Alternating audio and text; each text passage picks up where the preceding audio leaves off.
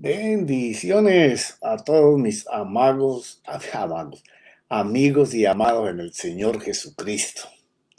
Bueno, cada vez estaremos entrando mucho más profundo en la vida del Espíritu.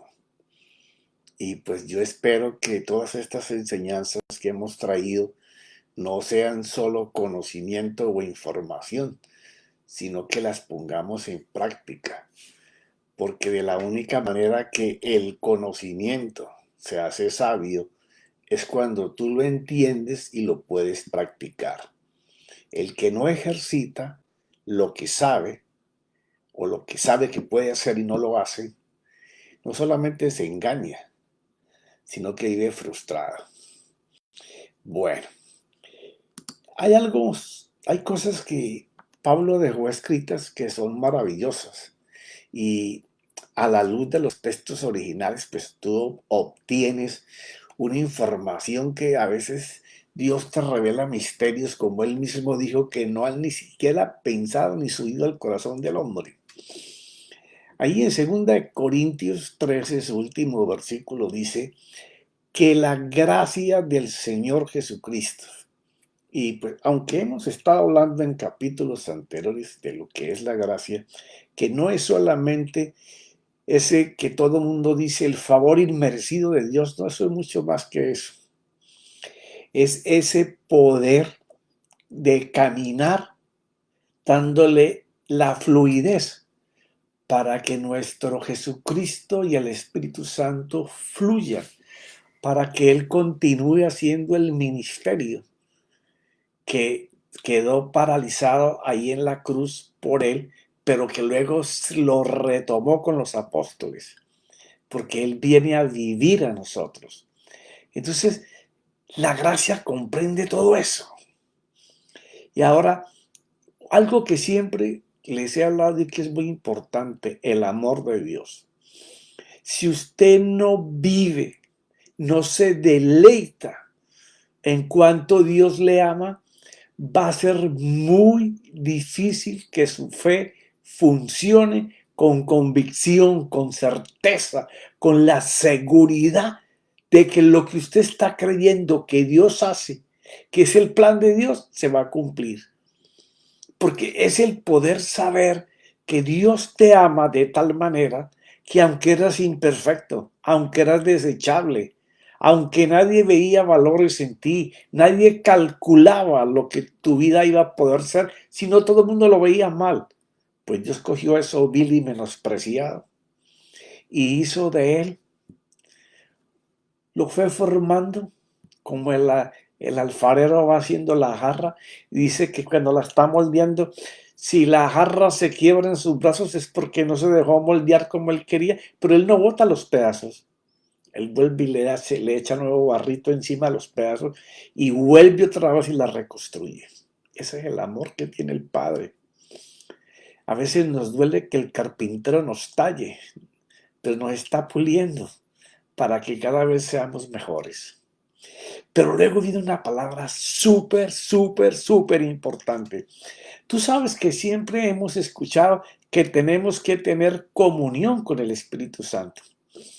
Y resulta que el anhelo de Jesús en su gracia y el amor que el Padre nos tiene es para que la comunión o la participación del Espíritu Santo pueda en nosotros influirnos. ¿Lo has leído bien alguna vez? Y la comunión, dice, el original dice, y la participación del Espíritu Santo para enseñarles sus planes, sean con todos ustedes. O sea, el Espíritu Santo anhela estar con nosotros funcionando, para enseñarnos sus planes.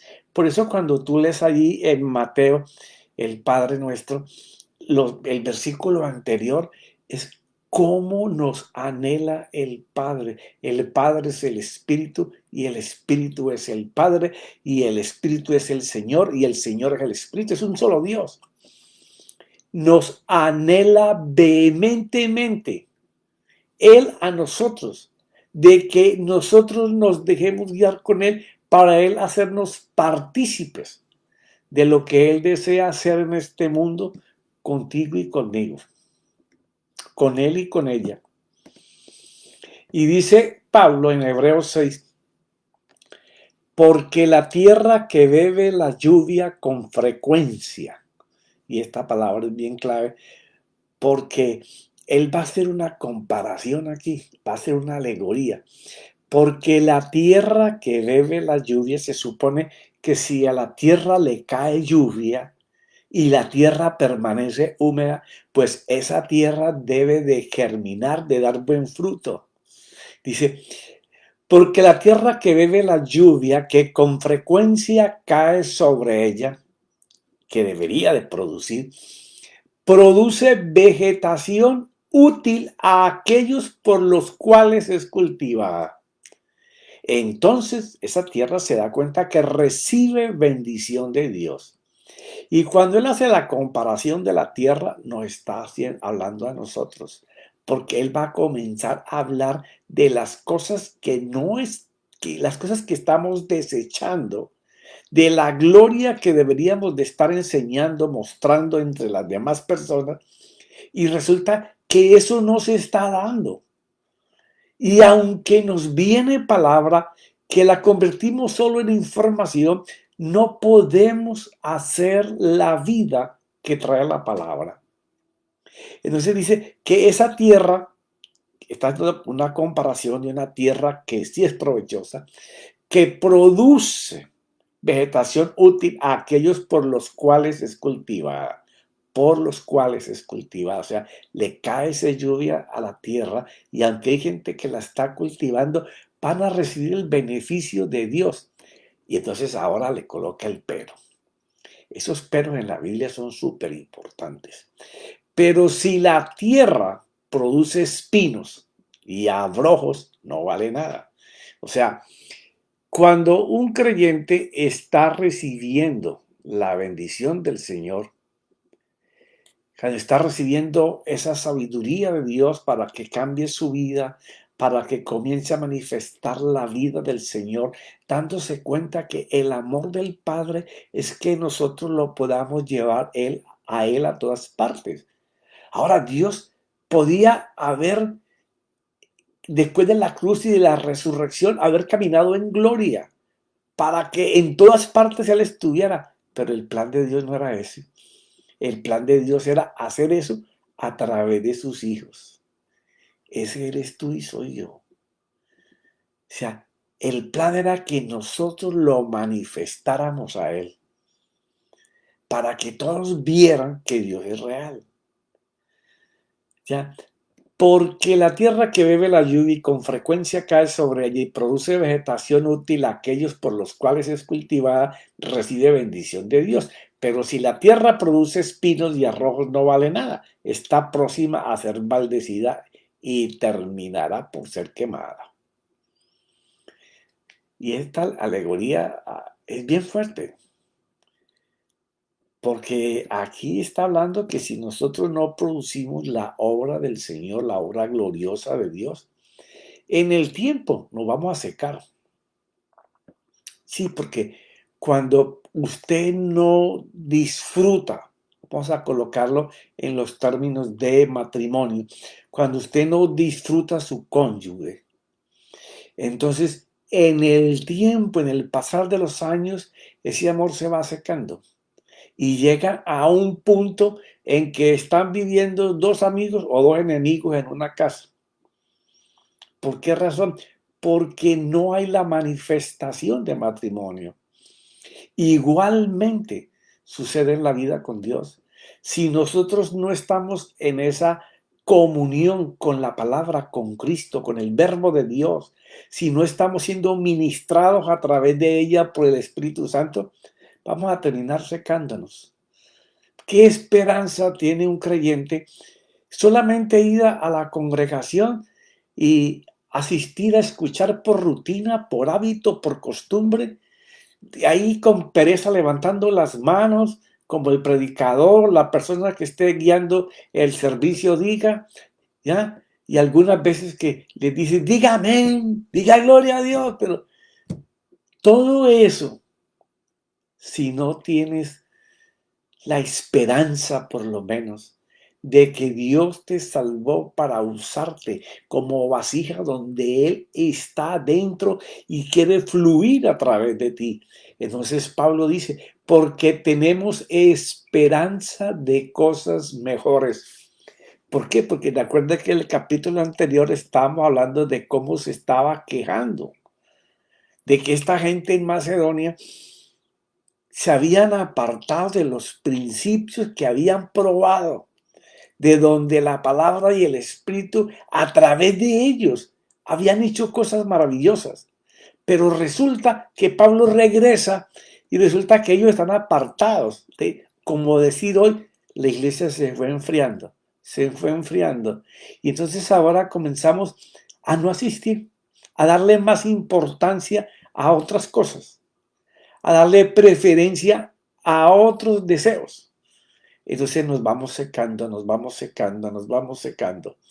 Por ejemplo, la única manera que yo falto a mi congregación es que esté predicando en otro lugar.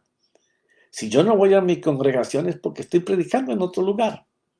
Pero de resto, yo estoy ahí siempre. Dice, porque tenemos esperanzas de cosas mejores, pues hemos recibido. ¿Cuáles son esas esperanzas mejores? Pues hemos recibido promesas como lluvia. Después de que el Señor ganó en la cruz y resucitó. Y nosotros, como esa tierra de Dios, debemos de producir lo que Dios sembró en Cristo. En el verbo, en la palabra, se supone que si enviamos la palabra de Dios con convicción, con certeza, con la autoridad que nos fue delegada en Cristo Jesús, el Espíritu Santo va a hacer que se realice. El Espíritu Santo, no importa la distancia que tú estés, si tú envías la palabra con esa certeza, con esa fe, con esa seguridad, con la autoridad, no es autoridad, no es gritos, con la autoridad de que el Espíritu Santo está haciendo la palabra que estás enviando porque tú sabes que es el Señor Jesucristo quien está haciendo las cosas. Se va a hacer. Nuestra esperanza es permitir que Él viva en nosotros. Pero en cuanto a vosotros, amados, aunque hablemos de esta manera, estamos persuadidos, convencidos de las cosas que son mejores y que pertenecen a la salvación. Ok, ustedes lo entendieron, lo probaron, vieron lo bueno que era, se han devuelto, pero nosotros seguimos convencidos de que la manera de evangelizar es con demostración no solamente de conocimiento y sabiduría, sino de poder en las palabras que nosotros hablemos. Que cuando digamos así dice el Señor, cuando digamos que el Señor te sane, el Señor coloque tu mano sobre ti, te proteja, te dé salvación, que te dé provisión, que te dé tal cosa, que las palabras que Dios nos ponga. Porque tú no puedes comenzar a decirle a una persona las palabras que tú quieras. De eso se trata, que el Espíritu Santo tenga comunión con nosotros. Eso es lo más sublime ahí en 2 Corintios 13:14, que la comunión que el Espíritu Santo tiene con nosotros, la cual Él anhela que nosotros la tengamos para poder escuchar lo que Él quiere decirle a alguien, lo que Él quiere hacer con alguien, digamos las palabras que Él quiere. Esas son las cosas mejores que pertenecen a esta gracia. Es la herencia de nuestro Dios, de nuestro Señor Jesucristo, que colocó en la vida de cada creyente. Ahora, ¿en qué vamos a identificar de un creyente a un discípulo? En que el creyente se conforma con solo oír, aunque por aquí le entre y por aquí le salga, porque no subió aquí nunca. El discípulo quiere ser imitador del Señor. El discípulo quiere ser como su Señor. quiere ser como su maestro. Él quiere que el maestro lo use. Él quiere que Cristo le dé la palabra adecuada para el momento preciso. Y Él quiere que el Espíritu Santo haga lo que tenga que hacer en el momento en que Él esté y con la situación con que Él se halle. El Señor, nuestro Jesucristo Salvador, nuestro precioso Señor, dijo en Juan 14, esas cartas de 14, 15, 16, 17 de Juan, deberíamos de saberlas de memoria, pero no solo de memoria por aprender los versículos, sino el contenido de cada palabra. Hoy voy a tocarte un pedazo de Juan 14, distorsionado como tú no lo vas a encontrar. Está tan distorsionado como el Evangelio de Juan, el capítulo 1, el versículo 12, donde decimos de continuamente, y Jesús vino a los suyos. Le ponemos una S de más. Y ninguna vida la tiene esa S. Él vino a lo suyo, a hacer un plan. Y los suyos no recibieron ese plan. Entonces aquí vamos a mirar cosas que están escritas. Es que el problema es cuando aislamos un versículo del contexto del capítulo. No me canso de decirte, Dios no te habló por versículos. Aunque podemos usar versículos para reforzar un tema, Dios habló por temas, por mensajes. El hombre dividió esto en versículos, pero Dios habló de corrido. Creedme que yo estoy en el Padre y el Padre en mí, y si no, creed por las obras mismas. Tú quieres saber que Dios y yo somos lo mismo, que el Padre y yo somos uno. Mirad si las obras que yo hago las hace el hombre o las hace Dios. En verdad os digo, cuando aparece esto de en verdad os digo, y al que tenga oídos para oír que oiga, está reafirmando lo que te voy a decir. Mira, esto es tan seguro como es lo único que puede existir. En verdad os digo, el que cree en mí, las obras que yo hago. ¿Cuáles fueron las obras que el Señor Jesús hizo? Bueno, Él vino a que con su palabra pudiera desatar las almas a libertad. Él vino a que esas personas pudieran recuperar el estima de vida. Que ya no se miraran en esclavitud por la pobreza, por la crueldad, por el pecado, por la maldad, porque estaban haciendo lo que desaprobaba a Dios. No, Él vino para darle alas y comenzaran a volar como persona de Dios, para que hicieran las obras que Él hace.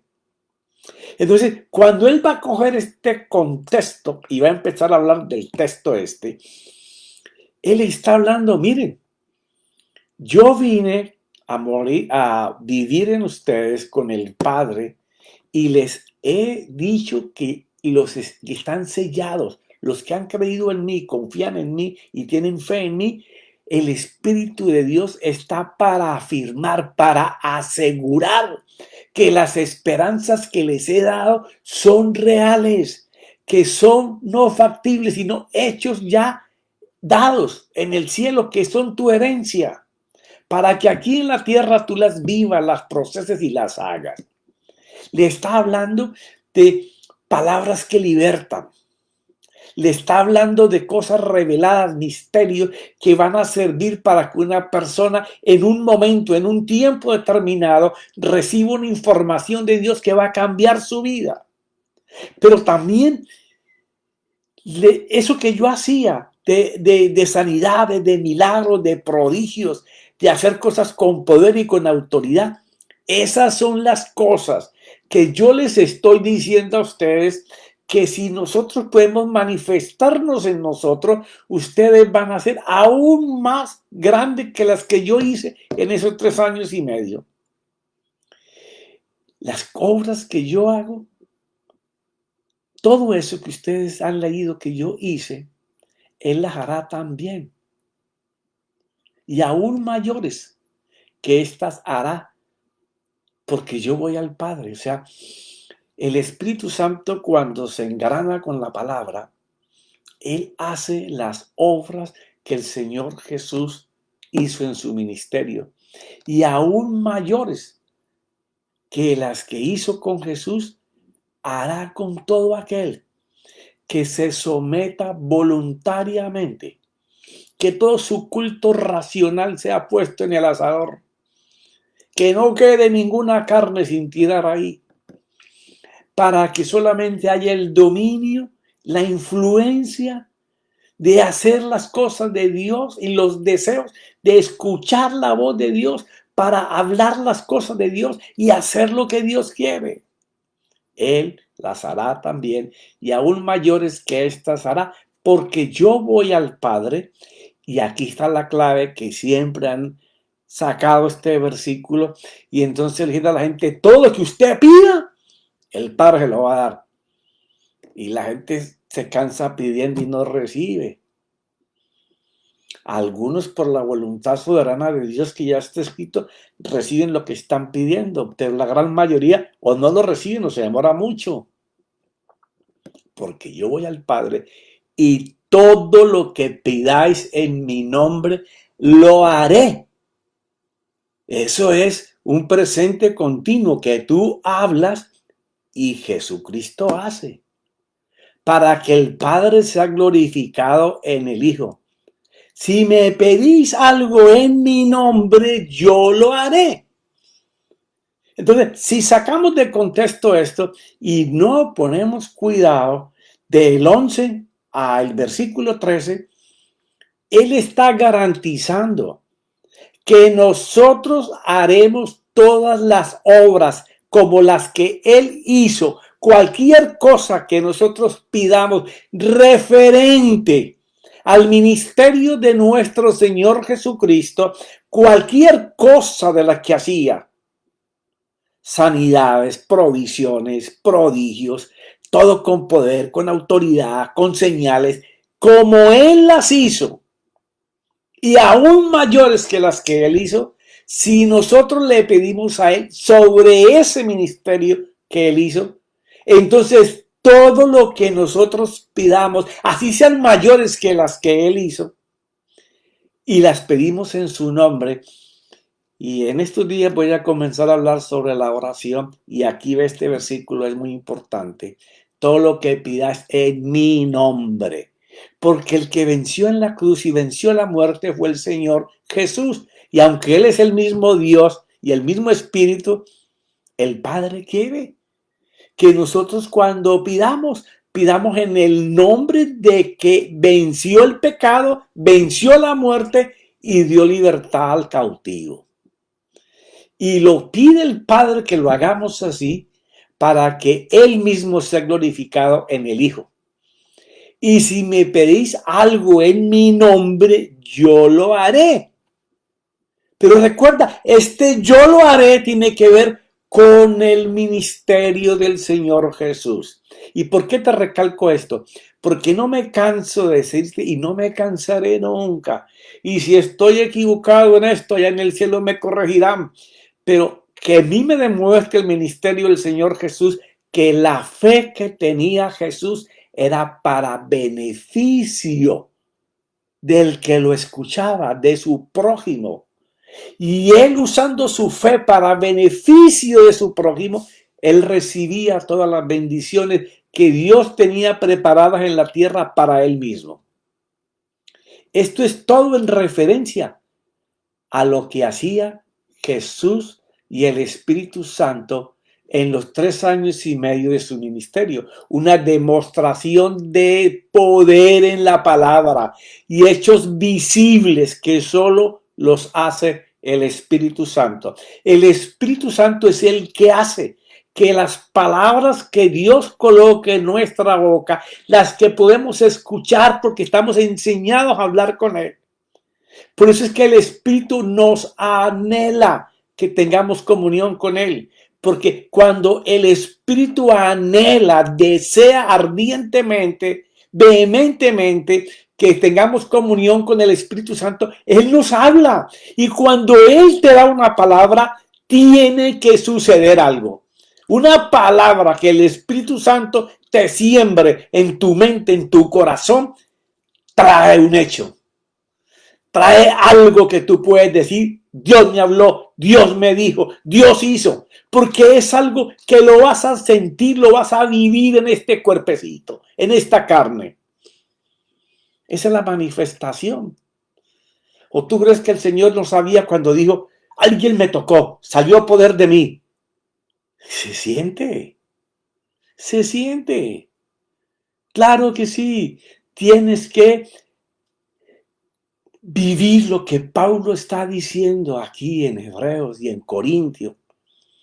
De nada sirve el conocimiento y la sabiduría y toda esa información teológica de la cual nos podemos llenar hoy, si ese conocimiento que tenés aquí en tus pensamientos no produce poder de gloria que le lleve al Señor todo.